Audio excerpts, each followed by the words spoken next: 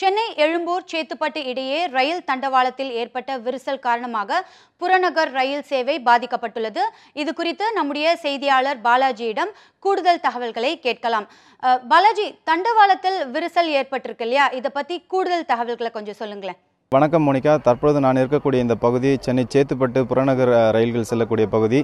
இந்த ரயில் வந்து பார்த்திங்கன்னா தாம்பரத்திலிருந்து கடற்கரையை நோக்கி செல்லக்கூடிய பாதையில் இன்று காலை சுமார் 6:10 மணி அளவில் ஒரு விரிசல் ஏற்பட்டிருப்பதாக தெரிய வந்தது. அதையடுத்து ஓட்டுநர் வந்து ரயிலை வந்து கரெக்டாக ட்ராக்லேயே நிப்பாட்டியிருக்காரு.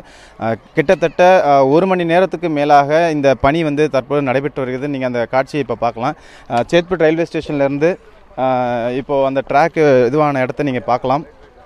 இந்த ட்ராக்கோட இது பிரச்சனைனால பார்த்தீங்கன்னா சுமார் 1 மணி நேரத்துக்கு மேலாக புறநகர் ரயில் சேவைகள் பாதிக்கப்பட்டிருக்கிறது. அது மட்டுமின்றி இந்த பாதையில் வந்து தற்பொழுது எந்த ரயிலும் வந்து இயக்கப்படலை. இதற்கு மாற்றாக அதாவது எக்ஸ்பிரஸ் ரயில்கள் செல்லக்கூடிய புறநகர் ரயில்களே எக்ஸ்பிரஸ் ரயில்கள் செல்லக்கூடிய பாதை வந்து இதற்காக மாற்றப்பட்டு இருக்கிறது. சுமார் 1 மணி நேரத்துக்கு மேலாக இந்த பணிகள் வந்து செஞ்சிட்ருக்காங்க.